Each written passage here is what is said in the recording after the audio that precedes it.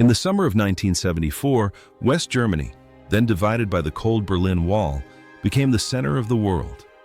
It was a turbulent summer, but on the field, the West German team, under the leadership of the silent giant Helmut Schön, rode an incredible journey at the World Cup on home soil. Facing a beautiful, charming Netherlands with the total football of Saint Johan Cruyff, the Germans chose a disciplined, scientific, but also cunning and brave style of play. The 2-1 victory in the final match in Munich not only brought home the prestigious Gold Cup, but also affirmed a truth. Football is a game of moments and steely spirit. They became an unforgettable part of memory, a symbol of German tenacity and will. But when the lights of the Olympiastadion suddenly went out, when the cheers of Weltmeister, world champion, faded into the past, the heroes of that year returned to real life full of twists and turns. More than half a century has passed. Time is like a river that never stops flowing, sweeping away their youth and carving traces of joy, anger, love, and hate on their lives. Some became powerful emperors. Some found peace in a small corner of a cafe. And there were also those who passed away forever, leaving behind endless regret.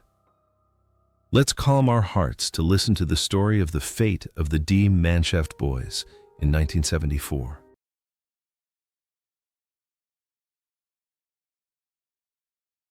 Gerd Müller, der Bomber, the Bomber King, was the terror of every defense.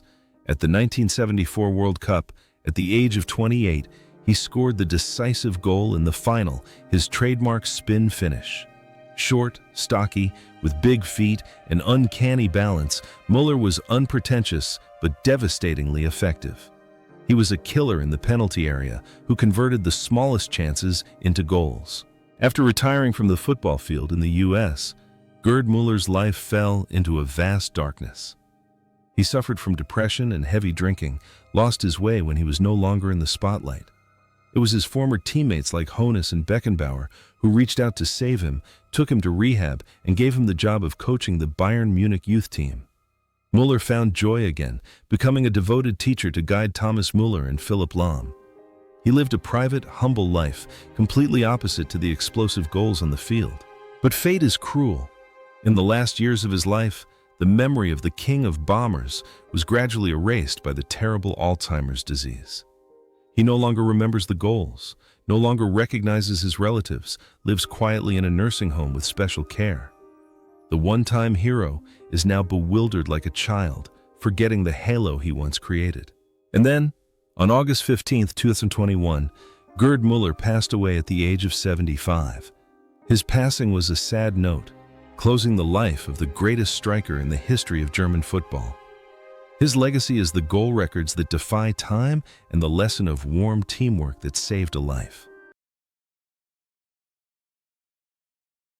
Bertie Vogts, nicknamed Der Terrier, 27, was the epitome of hard work and tenacity. His task in the 1974 final was the toughest in the world at the time, to mark Johan Cruyff. And Vogts did it. He erased the image of Saint Johan with his tenacity and iron discipline. Vogts didn't play for praise. He played to destroy the creativity of his opponents. After a brilliant playing career with Mönchengladbach, Vogts became a dedicated coach. He led the German team to victory in Euro 1996 and then ventured through many different football countries such as Scotland, Nigeria, Azerbaijan. Vogts' life is a series of days of non-stop work. He is a man of work, serious, quiet, and sometimes considered dry. He lives simply, not ostentatious, always maintaining the image of a professional. The Terrier on the pitch and Vogts off the pitch are similar in loyalty and dedication. He devoted his life to football without asking for acclaim. Whether he succeeded or failed on the coaching bench, he always held his head high because he had tried his best. Today, at the age of 77, Bertie Vogts has retired after years of wandering. He rarely appears in the media, but remains a respected advisor, a living witness to the German spirit of never giving up. Wolfgang Overath, 30, was a talented conductor with an extremely good left foot. At the 1974 World Cup, he was chosen to start instead of Günter Netzer, and he proved Coach Schön right with his excellent ability to control the match. Overath played like an artist, drawing soft curves in a team full of steel. Overath's entire career was devoted to only one love, FC Köln. After retiring, he became the president of this club for many years. He is also famous for his charitable activities, especially the fund to support the homeless and those in difficult circumstances. Overath is a true gentleman, polite, kind, and thoughtful. He uses his fame to warm the lives of those in unfortunate circumstances. His brilliance on the pitch translated into compassion in life. Overath not only scored goals, he also created hope for the less fortunate. Today, at the age of 80, Wolfgang Overath is still healthy and continues his social activities. He is a monument to loyalty and humanity, respected not only in Cologne, but throughout Germany.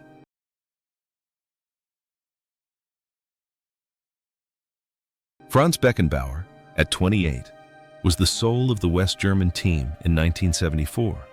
Not only was he captain, he was also the Kaiser, the man who revolutionized the role of libero, turning the sweeper into a launching pad for all attacks. With his easygoing demeanor, his head held high, and his artistic outside-of-the-foot passes, Beckenbauer became the heart and brain of the team. The image of him playing through pain while commanding the defense with his natural authority has gone down in history. His performance that year was a rare blend of grace and near-absolute precision.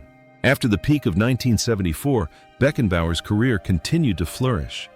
He went to America to play for the New York Cosmos with King Pelé, creating a football fever in the land of the stars and stripes. When he retired, he stepped onto the coaching bench and did what only Mario Zagallo and later Didier Deschamps could do: win the World Cup as both a player and a coach in 1990. Not stopping there, he became a great manager, the man behind the success of Bayern Munich and the chief architect of bringing the 2006 World Cup to Germany. Beckenbauer is likened to Lichtgestalt, a character of light whose hands turn to gold wherever he touches them. However, the emperor's personal life was not without its low points. In his later years, he faced corruption allegations related to the 2006 World Cup hosting rights, which slightly tarnished his perfect image. He chose to live in seclusion in Salzburg, Austria, away from the media, facing increasingly deteriorating health, losing sight in one eye and having heart attacks. He also suffered great pain when he lost his son Stefan in 2015. Beckenbauer in his later years was a pensive old man, contemplating glory and nothingness. However, the journey of the great emperor had to stop. On January 7, 2024, Franz Beckenbauer breathed his last in the arms of his family at the age of 78. His departure was a great shock, leaving an immense void that could not be filled in the heart of German and world football. His legacy was not only titles, but also a standard of eternal elegance. Uli Hoeneß, 22, is a whirlwind on the wing with blistering speed. He won the penalty in the final with a daring dribble. Hoeneß represents youth, hunger, and an uncompromising attacking spirit. But Hoeneß's life after that was a real blockbuster. He retired early due to a knee injury at the age of 27 and became the youngest CEO in Bundesliga history. With his sharp business thinking, he turned Bayern Munich into a powerful financial empire. In 1982, he miraculously survived a tragic plane crash in which he was the only survivor. However, in 2014, he got into trouble with the law for tax evasion and was imprisoned. After his release from prison, Hoeneß returned to Bayern as president, welcomed as a returning hero. His life was a series of extreme ups and downs, from world champion to plane crash victim, from tycoon to prisoner, and then rebirth. He was a man of action, of mistakes and corrections, never giving up. Now, at 72, Uli Hoeneß is still the godfather of German football. His voice still carries weight. He is enjoying life by Lake to Guernsey, looking back on an extraordinary life that few people get to experience. Hans-Georg Schwarzenbeck, 26 years old, is known as the Emperor's Bodyguard. If Beckenbauer goes up high, Schwarzenbeck will stay back to cover. His playing style is rustic, simple, focusing on strength and timely intervention. He accepts being the background, accepting to be the cleaner so that Beckenbauer can shine. Away from the football field, Schwarzenbeck chose a completely different path from his millionaire teammates. He opened a small stationery store in Munich and stood at the counter selling newspapers and magazines every day. Customers who came to buy newspapers sometimes did not realize that the gentle, quiet shop owner was the world champion.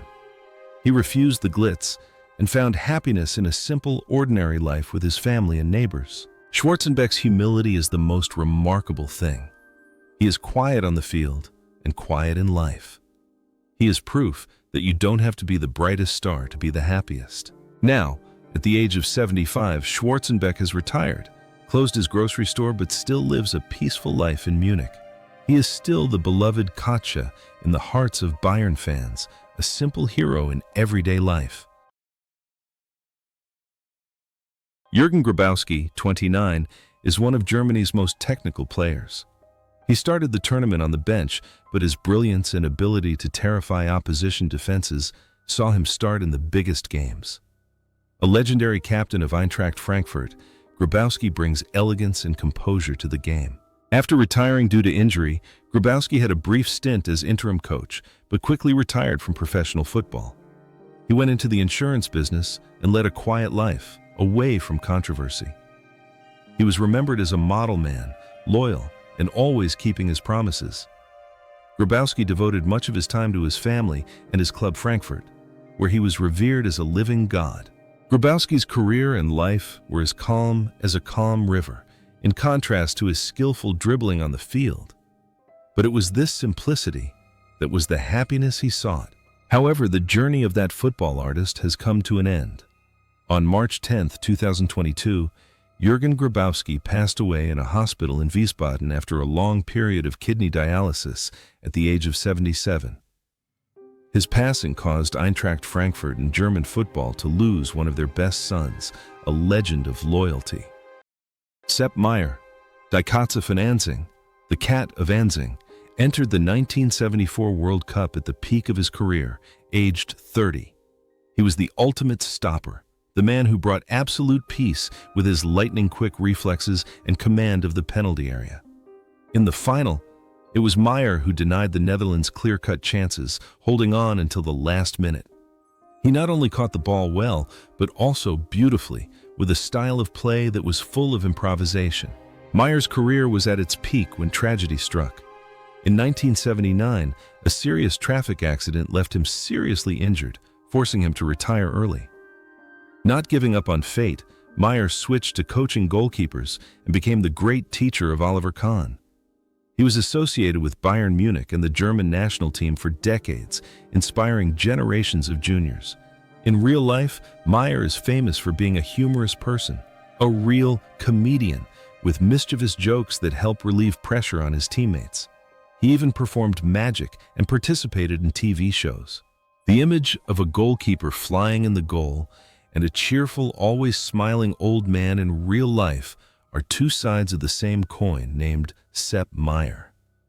He used a smile to face difficulties, including an accident that almost took his life. He lived an optimistic life, enjoying the joy of the simplest things like playing golf or walking the dog. Now, at the age of 79, Sepp Maier is completely retired, living peacefully in southern Germany. He is still affectionately called the national goalkeeper by fans, a symbol of optimism and the spirit of overcoming difficulties.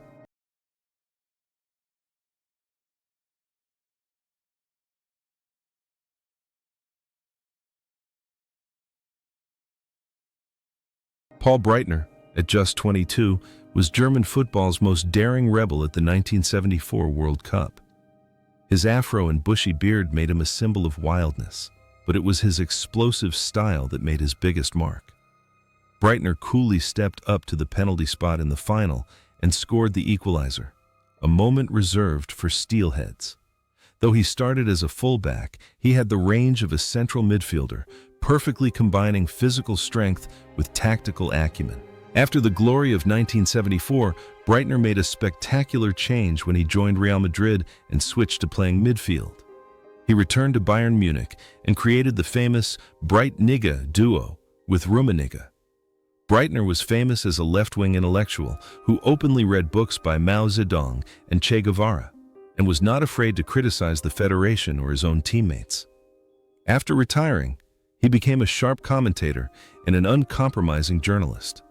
He also worked as an advisor to Bayern Munich, but always kept a certain distance from officials because of his overly straightforward personality.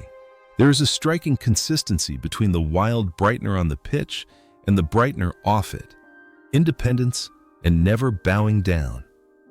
He shaved off his bushy beard and became more elegant, but his arrogance and critical thinking remained intact. He lived a peaceful life with his family, away from personal scandals. But every time he spoke about football, the whole of Germany still had to listen. Today, at the age of 72, Paul Breitner is still healthy and plays the role of a brand ambassador, a living legend of Bayern Munich. He takes his time to enjoy his old age, but the fire of enthusiasm in the eyes of the rebel of the years never seems to be extinguished.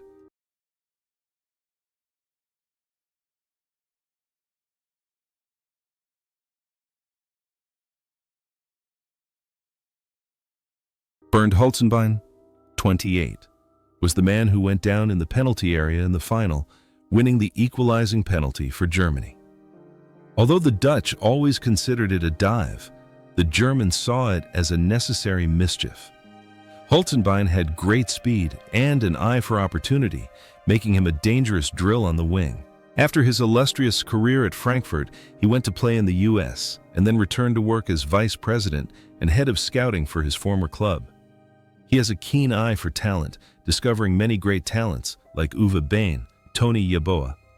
Holzenbein is known as an intelligent, humorous person who always knows how to handle any situation, like the way he earned a penalty years ago. Holzenbein's life was linked to football until his last days. He still regularly went to the stadium, following his beloved team. He was a living part of Eintracht Frankfurt's history. However, on April 15, 2024, Bernd Holzenbein passed away at the age of 78 after a long battle with serious illness. His passing left behind many controversies about the old football move, but above all, respect for a world champion who devoted his whole life to football. Rainer Bonhoff, the youngest player in the starting lineup at 22, played as a right winger with youthful energy and a flair for crosses. It was Bonhoff who assisted Gerd Muller's winning goal. He was likened to an engine on the wing, tirelessly attacking and defending. Bonhoff is the only German player to win the Euro twice, 1972-1980. After retiring, he had a rich coaching career in Germany and Scotland. Currently, he is the vice president of Borussia Mönchengladbach. Bonhoff's life is one of constant dedication. He is a calm person, has great prestige, and always works with the highest sense of responsibility. Today, at the age of 71, Rainer Bonhoff is still working hard to revive Mönchengladbach. He is the bridge between the glorious past and the present, inspiring the younger generation with his own hard-won experience. Bernhard Bernd Kollmann, 24, was a versatile player for Cologne. At the 1974 World Cup, he played 3 games and scored 1 goal. Kollmann was the type of player every coach needed, not too outstanding, but always doing his part and willing to sacrifice for the overall strategy. His nickname Kullo was synonymous with reliability. After retiring early due to health reasons, Kollmann became a player agent and joined the board of FC Köln. He led a rather private life in his hometown. His son Karsten Kollmann later became a professional player. Kollmann lived the life of a family man, quietly supporting his son's career and maintaining good relations with his former teammates. Now, at the age of 74, Bernhard Kollmann is living a peaceful retirement. He rarely appears in public, satisfied with what he has achieved and contributed to German football.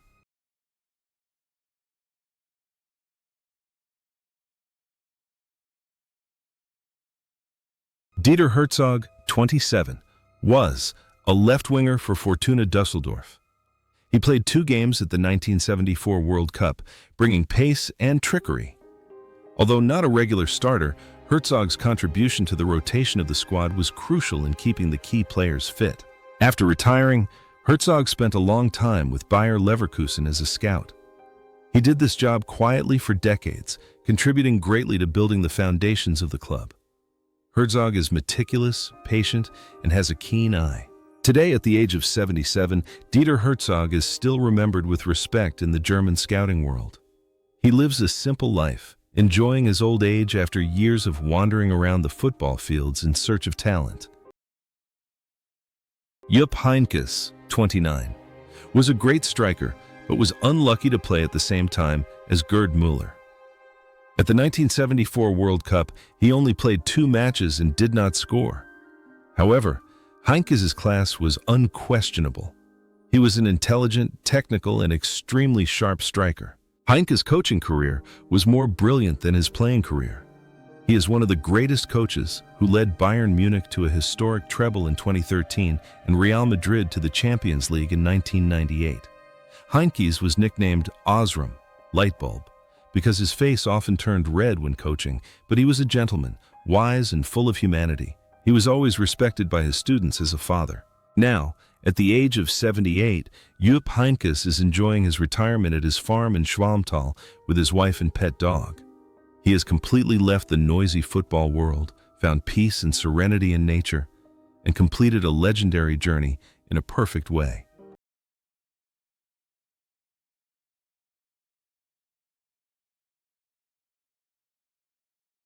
Heinz Floh, 26, Cologne's captain, was a top-class technical midfielder. He played 3 games in that tournament. Floh had excellent dribbling skills and tactical vision. He was the brain of Cologne, the one who brought artistry to the game. However, Floh's life ended in tragedy and tears. After retiring due to a serious injury from a rough tackle, he suffered many heart problems. In 2010, he suffered a stroke and fell into a vegetative state for 3 years. Floh's last years were spent in absolute silence on his hospital bed in the grief of his relatives. On June 15, 2013, Heinz Floh's heart stopped beating at the age of 65. His passing was a huge loss, a reminder of the fragility of human life.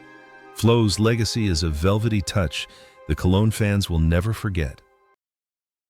Herbert Wimmer, 29 years old, nicknamed Iron Lung. He was the tireless runner to cover for Günter Netzer at Gladbach. At the 1974 World Cup, he played in 2 matches.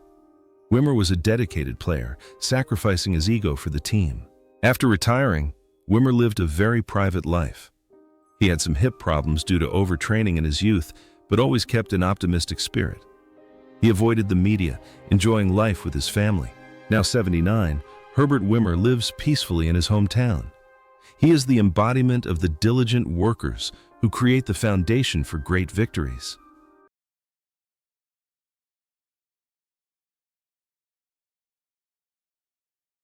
Horst Dieter Hüttges, 30, nicknamed Eisenfuß, Iron Legs. He is a legend of Werder Bremen, famous for his tough and uncompromising playing style. At the 1974 World Cup, he only played 1 match, but his role in the dressing room was huge. After his career, Hüttges became a businessman and coached amateurs. In his later years, he battled dementia in a nursing home. The former defender gradually forgot his glorious past. On June 22, 2023, Horst Dieter Hüttges passed away at the age of 79. His passing left Bremen fans and the German team in mourning, ending the life of a true warrior.